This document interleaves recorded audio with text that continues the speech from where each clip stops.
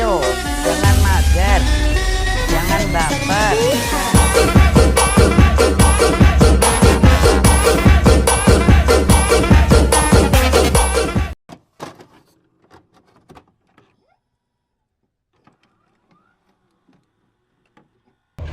Assalamualaikum warahmatullahi wabarakatuh. Kami dari kelompok 3 akan membahas tentang neraca lajur. Di sini saya selaku ketua kelompok dan moderator memperkenalkan diri. Perkenalkan, nama saya Emre Sifakar dan nama anggota saya. Saya Ria Ramadona. Saya Nurul Hidayah. Saya Ira Bianti. Saya Putri Azhara.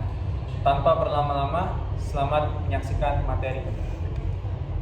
Pada video kali ini, kami kelompok 3 dari kelas 1 INC akan membahas materi tentang neraca lajur.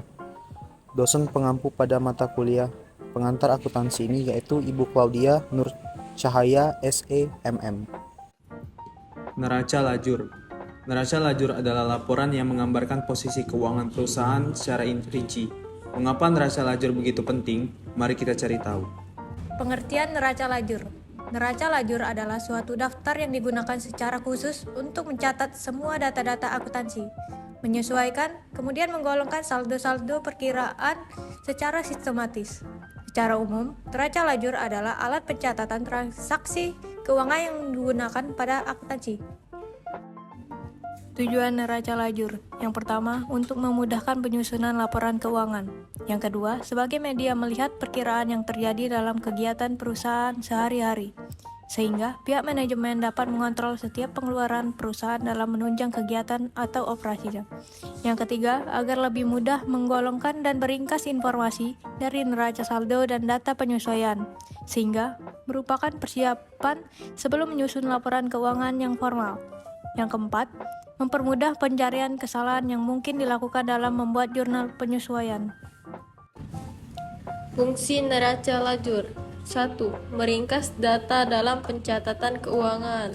2. Membantu mengendalikan arus kas. 3. Membantu menyusun laporan keuangan.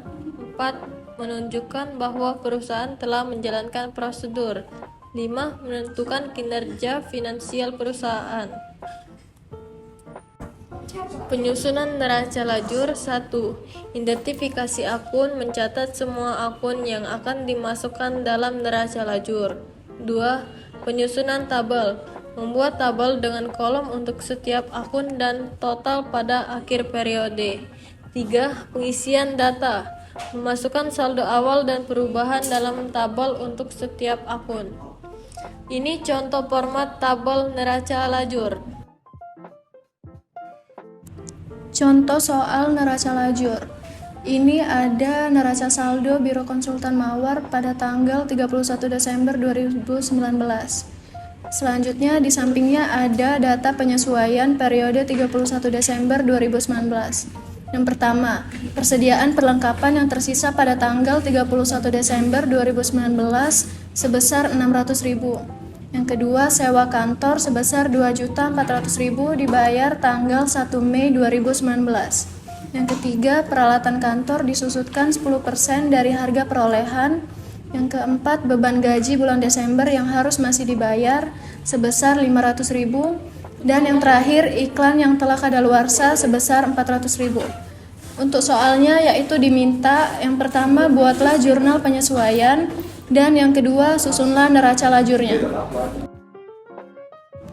Pembahasan soal neraca lajur. Yang pertama, jurnal penyesuaian. Konsultan Mawar periode 31 Desember 2019. Yang pertama, beban perlengkapan pada perlengkapan sebesar 800.000. Yang kedua, beban sewa pada sewa dibayar di muka sebesar 1.600.000. Yang ketiga, beban penyusutan peralatan pada akumulasi penyusutan peralatan sebesar 400.000. Beban gaji pada utang gaji sebesar 500.000. Dan yang terakhir, iklan dibayar di muka pada beban iklan sebesar 200.000. Sehingga total untuk debit pada jurnal penyesuaian sebesar 3.500.000 dan kredit 3.500.000. Pembahasan soal selanjutnya yaitu neraca lajur.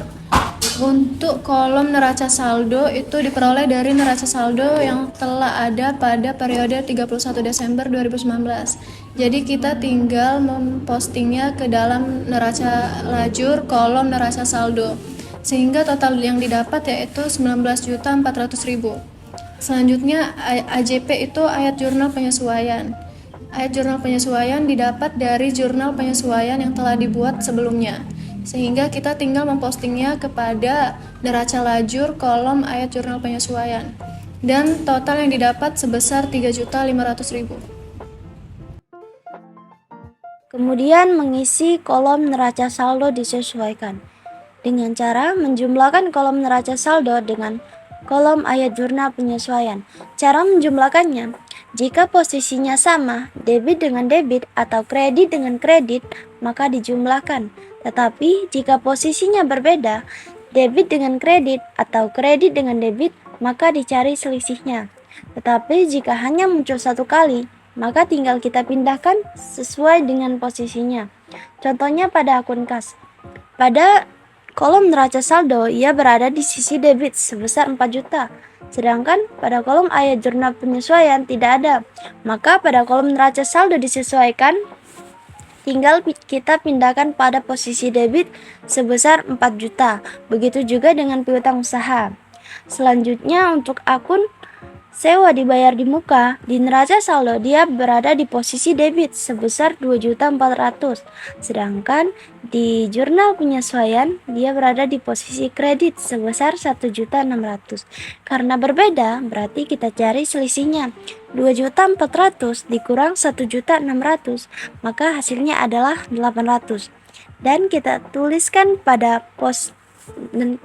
posisi debit karena nominalnya lebih besar pada posisi debit. Dan untuk akun akumulasi penyusutan peralatan, karena di neraca saldo dia di posisi kredit dan di ayat jurnal penyesuaian dia juga di posisi kredit, maka tinggal kita jumlahkan. 800.000 ditambah 400.000, maka hasilnya 1.200.000. Maka pada kolom neraca saldo disesuaikan, tinggal kita tuliskan 1.200.000 pada posisi kredit. Begitu juga sampai seterusnya.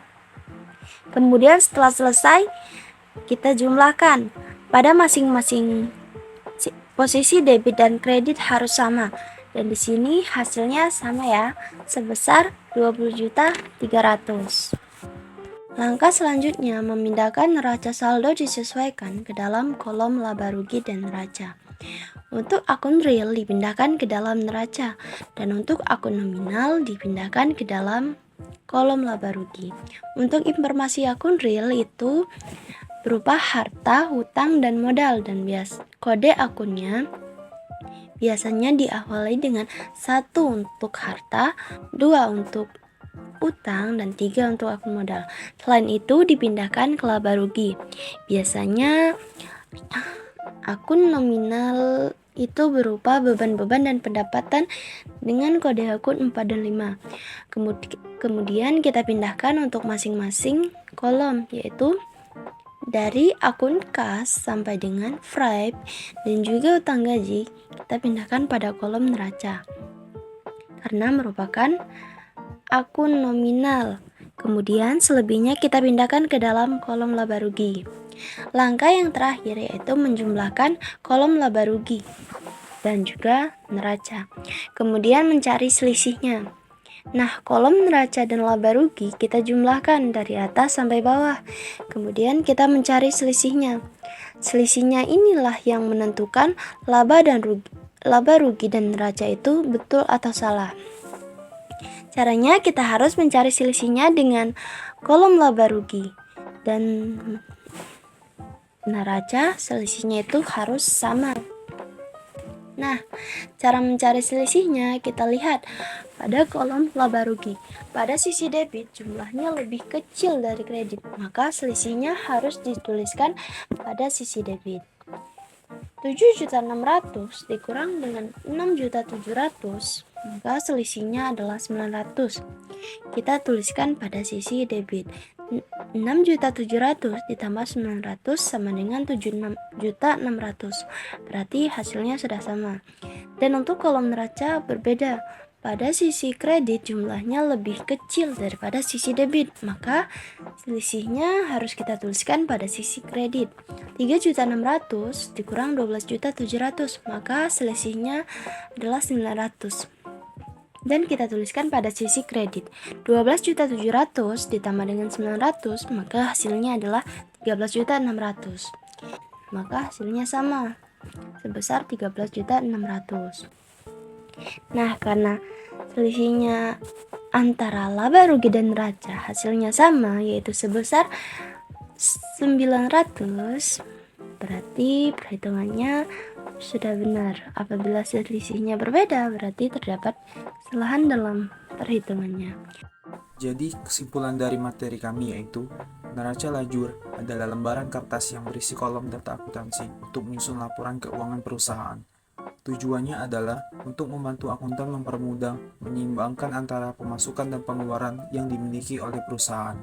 Kolom-kolom pada neraca lajur yaitu neraca saldo, ayat jurnal penyesuaian, neraca saldo setelah penyesuaian, laporan laba rugi, dan neraca. Dengan menguasai konsep dan analisis neraca lajur, perusahaan dapat mengoptimalkan kinerja keuangannya. Sedikit ada quotes dari kami, jangan tergila-gila oleh uang.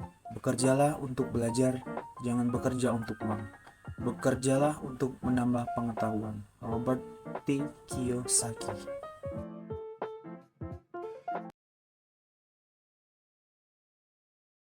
Terima kasih telah menyaksikan video dari kelompok kami. Apabila ada salah kata, kami mohon maaf.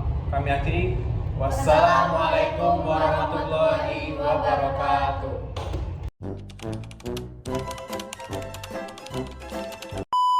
Assalamualaikum.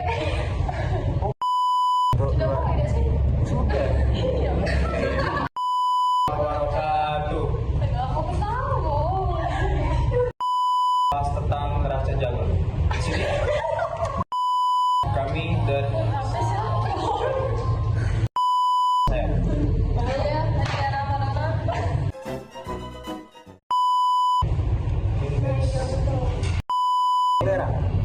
kau juga tak apa-apa.